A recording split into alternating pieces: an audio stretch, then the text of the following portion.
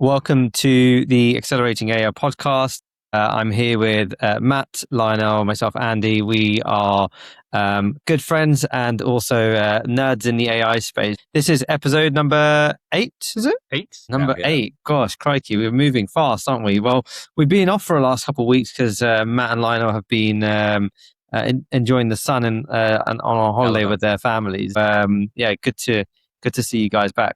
Right, so we're going to go into some. I think in the last 2 weeks, obviously we've been pretty behind on stuff, but there's been some massive news in the on the headlines around AI, and we talked about it just before we started to record this to cover off what topics. But I think one of the key things which we didn't really talk about, which I'd like to just sort of discuss, is around security and some of the open AI and Anthropic news that was around, breaking in as the cyber capabilities of these models and just their ability to, go into systems that have been, essentially accessed where we thought we had security in place. I think there's a lot of companies, especially the CISOs, right? The chief information officer or the cyber security officer, right? So those folks are probably very, very nervous about what's going on. But yeah, let me ask you, Lionel, what are you hearing? What do you think? Could you tell us a bit more about that news? Absolutely. So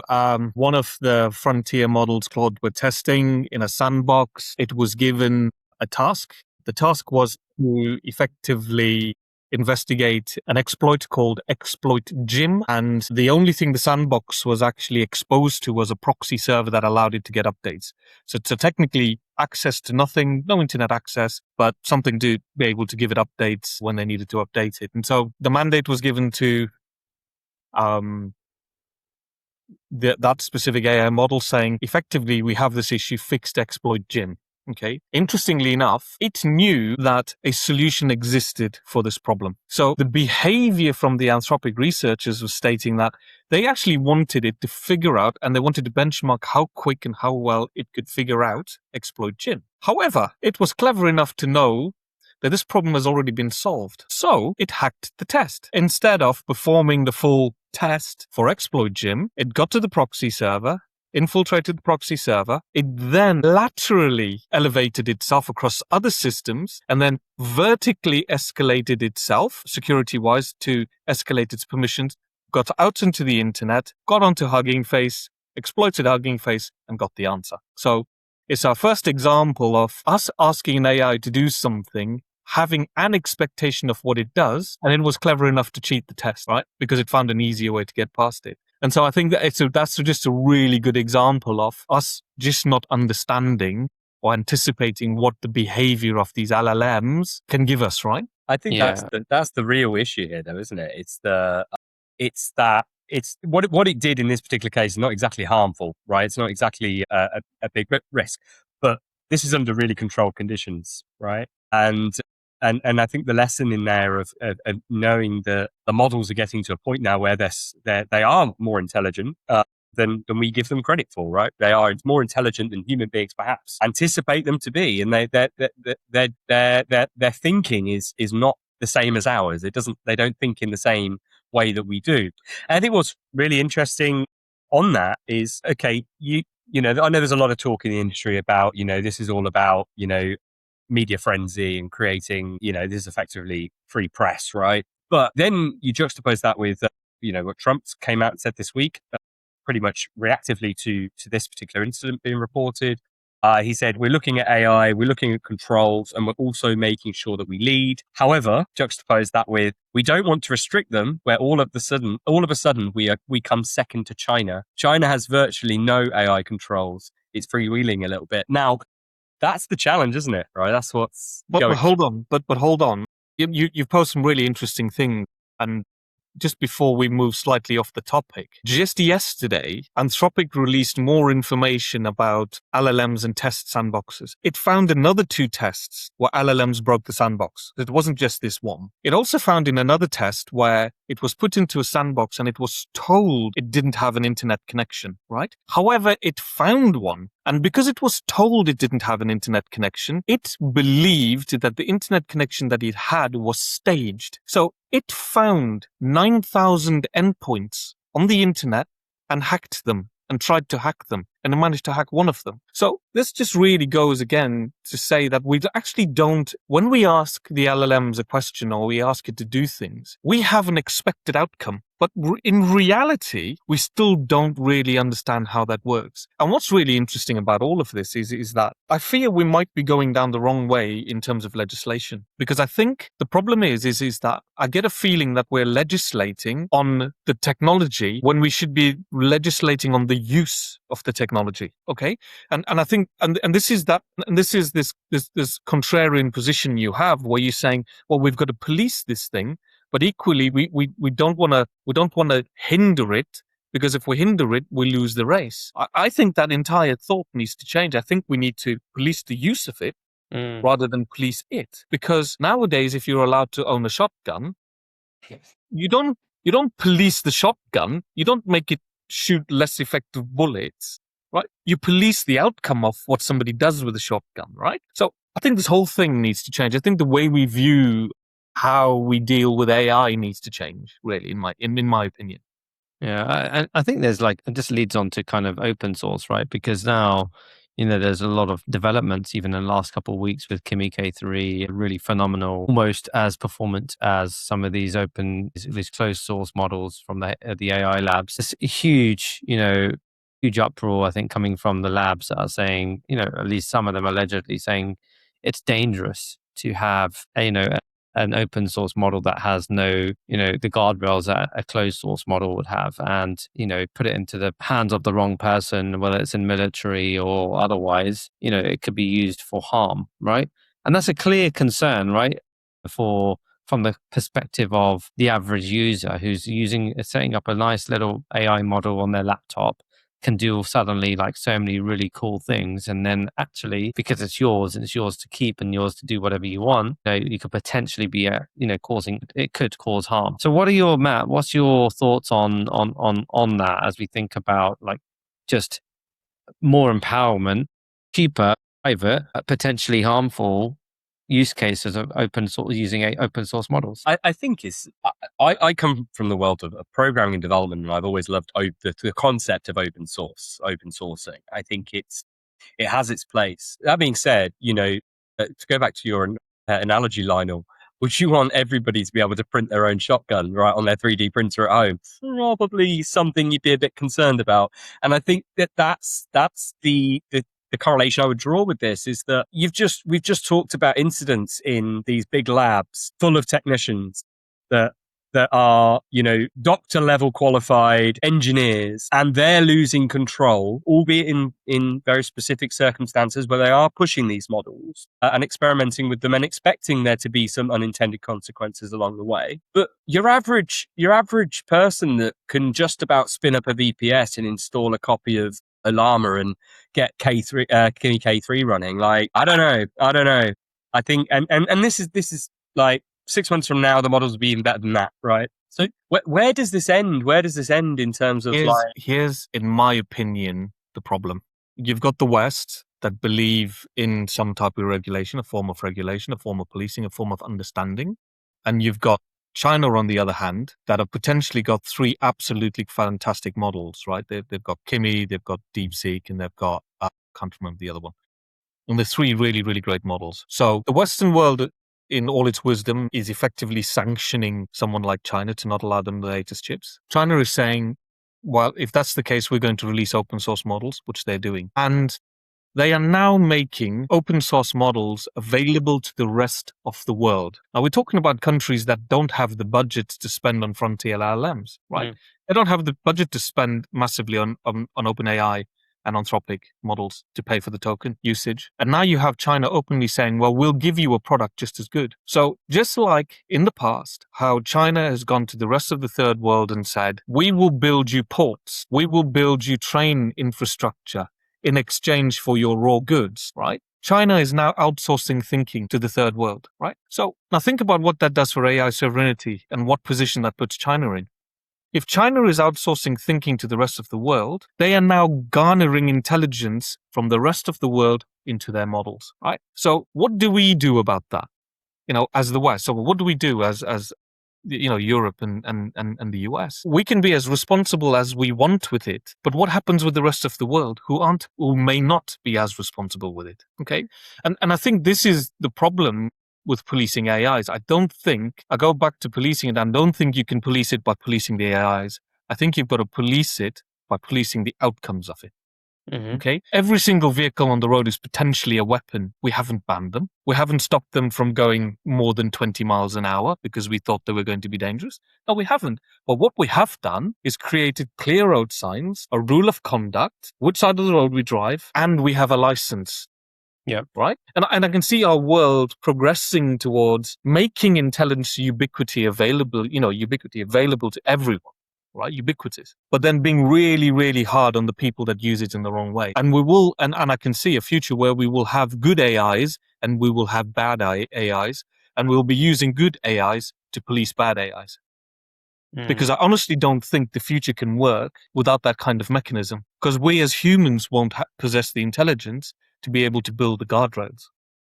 Yeah. So we'll have to have good AIs help us combat the bad AIs, right? Yeah, I should hope so. And I know this is kind of has a bit of a negative connotation, right? We've been talking about this in a negative and a bit of a doom and gloom kind of context. Is for the majority of use cases, right? The majority of people, having faith in like humanity. Hopefully we use it for good, right? Hopefully we use AI for good, and that there's ultimately, productivity that's gained from the use of AI in a good sense.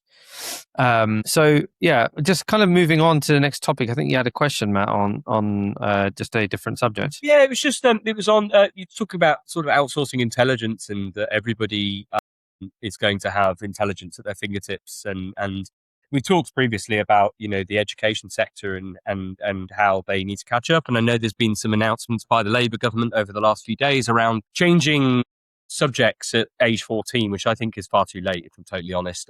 To put some more emphasis on technology and artificial intelligence and things. But interestingly, I've just come back from a holiday, as is Lionel, and I was away with my 14-year-old and my 12-year-old, and my 14-year-old is just finished year 9 and going into year 10. So GCSEs are now subject of the day, and looking at choices for what's next, what's after that, sixth form, college, that sort of stuff. It was quite a tough conversation because he asked me, he said, what should I do? What's worth getting into? Because he's into things like video editing and all that sort of stuff, which ironically, he's using AI for doing his video edits and all that sort of stuff as well, and thinks nothing of it. And yeah, I just kind of wanted to, as friends, guys, ask you, like, if you were 14, 15, 16 now, what advice would you give yourself? Yeah, it's a really, really tricky question because I think my perspective of education and with the AI sort of quote unquote revolution has changed over time. But I think there's beforehand, I think I would have encouraged somebody to study a breadth of topics. Now I think that depth of topic is where students should go. So what do I mean by that? If I am studying something like as generic as business management, I think that would be something that is ripe for AI to really perhaps cover off. General like based topic versus, let's say, the depths of a particular subtopic within business management, right? So I don't know what that could be. That could be a specific area of finance, not just generic finance, but maybe very, very deep within a certain topic. So I think AI right now has the capability for broad brush, but there's still depth that is still required.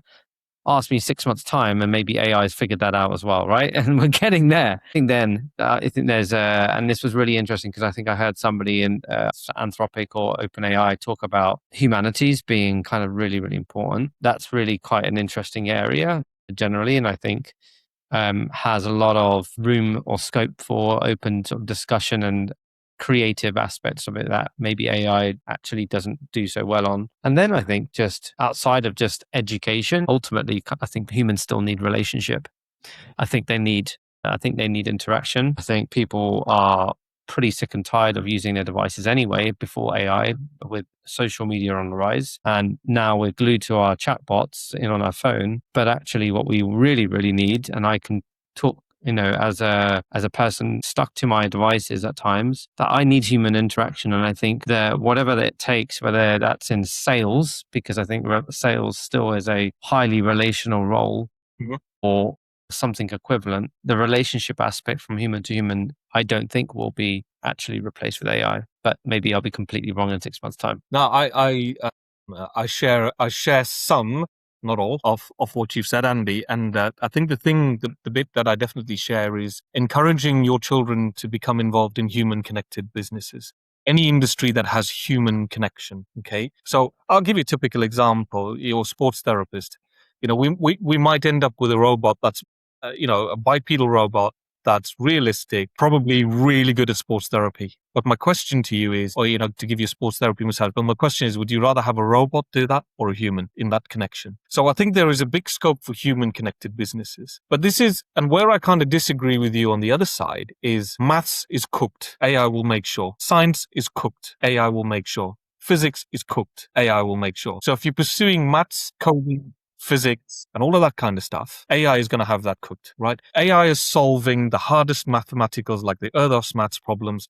It is solving it now, the hardest problems humanity has ever seen, where we believe that, yes, there is a solution, but we just can't find one. It is finding the solution. So unfortunately, those pursuing finance and pursuing those kind of things, when we get AGI and post AGI, there will be no space for us, for humans to be involved in those things. So the creative elements of humanity, I think, is where it lies, right? And the human connectedness. And I think as a young person, if you're curious, we could build a product, build an app, build a product, build something that's useful. For the first time, you've got a tool that, I said before, there are 8.5 billion people on this planet. Build an app that's relevant for just 50,000 people. And if you sold it for £1 a month, you've got a fantastic income. So my encouragement to my own children are, well, here's a Claude subscription. Go and do something creative. You don't need to know how to do math. You don't need to know how to do science. You don't need to know how to code. But what you need to do is be creative and solve a problem, because the tools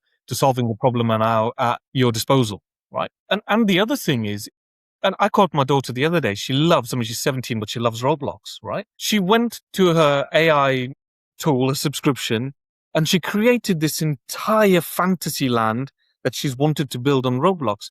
And she used AI to build this entire empire. And she absolutely thoroughly enjoyed it. And she didn't need to know how to code. She didn't need to know anything about the physics or the science or anything behind it. She just needed to use her creativity to leverage AI and build something spectacular. And I think that's what we should be encouraging our children to do. Find a problem and solve it. Right? Builders, there'll be builders, be creators. Yeah.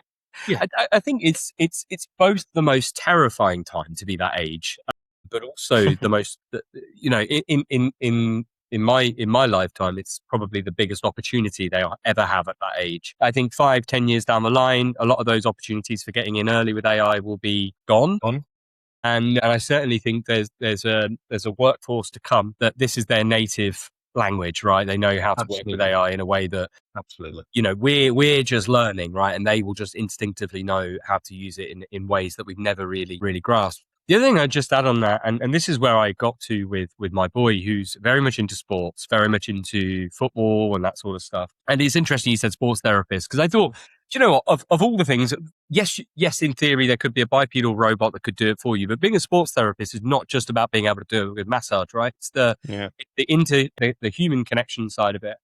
And I was going to say something like care. However, there's a document. No, it's not a mockumentary. There's a series out at the moment called Android. If you guys haven't watched it, it's worth watching. It's a comedy. It's a comedy through and through. But it basically depicts a scenario of, like, years down the line, you have an android humanoid robot that comes in to care for your elderly mother, father, and it is pure comedy through and through. But what's really interesting about the journey of that series is you get to the end and she starts off hating it and not wanting it. And by the end of it, she's like, give it back. I want it back because somebody, they've took it away. And I think although it is fiction and although it is a comedy, I think there's an undercurrent of seriousness in that documentary. Sorry, that program. It's worth watching just for the nerds among us. It's a funny watch. But But I think that sort of scenario is not that far away. And even in the likes of care, where we're really struggling as particularly in the UK for care staff, and we're struggling for people to work in the NHS, and we're struggling for that sort of low level domestic care or in a care setting. I think even those jobs are not particularly safe at the moment. I completely agree. I think we don't have enough people to do that kind of work, and we've got an aging population, right? Let me not go on longevity escape velocity because anti-aging, because I think that's coming really soon by 2032. I think things will change. But if people are going to live longer than the anticipated 100 to 120 years, I had somebody pose a really interesting question, right?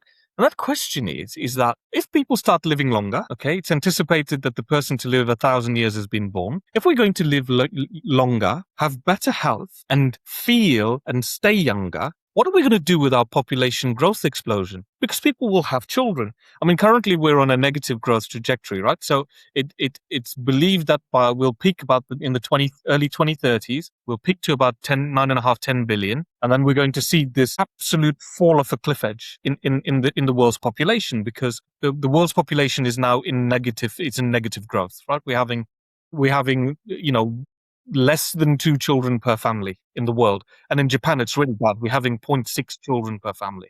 It's really bad, right? So we are coming to this cliff edge. But I can see a time where somebody said, well, if we're all going to live longer and we're going to have more children, that's actually going to be a good thing for humanity, because we become more populous because we live. And so everybody says, well, actually, we'll have more children because we'll enjoy being more human. And there will actually be more humans as a consequence of AI, not less, right? This is really interesting thought. Yeah. So, guys, I just wanted to pick your brains on it. I thought it was one of those questions on holiday. I was like, it's just, I don't know how to answer this. It's one of those things, right? Because I think everybody, you saw the university, like when Eric Schmidt was on the stand at the university in the US, and like everybody booing him off because he was like, tone deaf to the fact that like he was, talking about AI to a bunch of students who just graduated, thinking about where the heck they're going to get their jobs when these jobs are getting potentially never going to be there in the first place, and it's already very difficult for graduates to find a job. So it's a fair question. I think there's also a world where and I think we feel like we've talked about this, where we will be monitoring agents, right? There's still a role that we play. We'll be supervising agents. We'll be supervising orchestration agents, because we need to kill we need a kill switch as well. And whether that's like high stakes, high risk, or low stakes, day to day out. I know that you're not disagreeing already, Lionel, but I think that AI will, unless we get to AGI, which is a whole probably episode we should talk about, there is still a need and a role that we have to play. Because actually, in my day-to-day work, I have been building some of these AI tools, and some of them are phenomenal in like some use cases and absolutely, work to a T perfectly. And then there are a lot of other areas and edge cases where, I'll be honest, they're not working well. And we won't say names right now, but there's still a lot of work to do. I was speaking to a VC like last week. He's a really big player in San Francisco, just came for coffee, and he said companies are going to be still figuring this out in the next 10 years. That's his bet. And I believe that, just kind of like seeing this on the ground and building some of this stuff, it works in some cases and in other cases. And I agree, Andy. We just don't have the skills. AI is moving faster than, and it's creating a skills vacuum behind it, because we just don't have enough people. So we're not teaching our youngsters quick enough. And I honestly believe if we give them the tools and get them invested in AI, they will meet the skills shortage, right? And they don't have to be subject matter experts either. You're talking about all these kids, that these graduates, booing Eric Schmidt. But I think that's grossly short-sighted, and I blame the education system, because our education system are failing young people. Instead of teaching them, some rubbish degree, teach them prompt engineering and scaffolding. Teach them what the next agentic harness needs to look like. Focus on that. Focus on the usefulness of AI. Give them the skills to be able to go out in industry and automate industry, because that's what industry is looking for. They're looking for young people with creative talent that understand how to use AI tools to help them build solutions. Okay? I generally think that young people are in the best position for a number of reasons. Yeah. they haven't spent 20 years in a job role learning how to do it the old way. They've just come straight in and they're learning to do it. And speaking from experience, that is painful. If somebody's done something that way for the last 20 years and you're expecting them to rewrite the rule book on how they do it, It's they so don't. difficult to unlearn. It's so difficult to unlearn this What stuff, they right? instinctively do is they try to do it the way they did it, but with AI involved. And actually, fundamentally, you need to rip up the rule book and start with AI in the first place, particularly with things like programming and development. It's just, it leads quite nicely, into one of our topics, which is Boris Cherny coming out and saying, basically, guys, you need to stop prompting the way you've been learning or self-teaching how to prompt, because actually you're hindering the model by being too prescriptive about how you want it to do that job and how you want it to approach that problem. And that's really interesting, because now effectively what he's saying is the model knows better than you. Just tell it what you want the outcome to be, and it will work out how best to get there. So that's pretty much prompt engineering out the window. Yeah. Isn't it? Yeah. That's pretty much prompt engineering out the window. It's one-stop prompting, right? I mean, I don't know if you guys have seen the latest video of a gentleman who's used 5.6 Sol, GPT 5.6 Sol. He one-shot prompted Call of Duty. One-shot prompted Call of Duty. And it was phenomenal. I saw a replay of it. I mean, come on. You don't need to know anything about graphics or coding. You can now prompt amazing games, right? Yeah. If you have the creativity, and if you have the idea, you can build it. You can go ahead and build it. And I think that's the advantage young people have right now. Meeting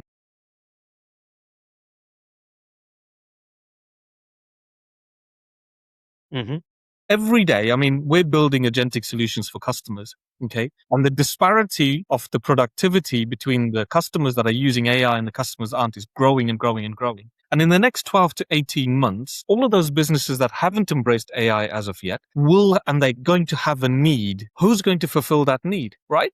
Because there's such a big AI skills shortage. I mean, there's only 3 of us, we need, 100,000 of us, or 150,000, 250,000 of us to be able to deal with that need. And I think this is ideally where young people have the opportunity. Yeah, that's right. I'm gonna cut it right there, guys, because I know we're at time. We will have this weekly, so those that are watching, please follow us on YouTube, Spotify, on LinkedIn. Just as a reminder, it's a few months ahead, but October in MK Tech Week, we have Accelerating AI Conference. We have some really, really huge partners lined up as well. So check out our website, acceleratingai.co.uk, for more information. And we'll see you next week and at the next episode. And hopefully we can get some partners on those podcasts, right? Absolutely. Absolutely. Cool. Thanks guys. Take care. Anyway, bye-bye. Bye.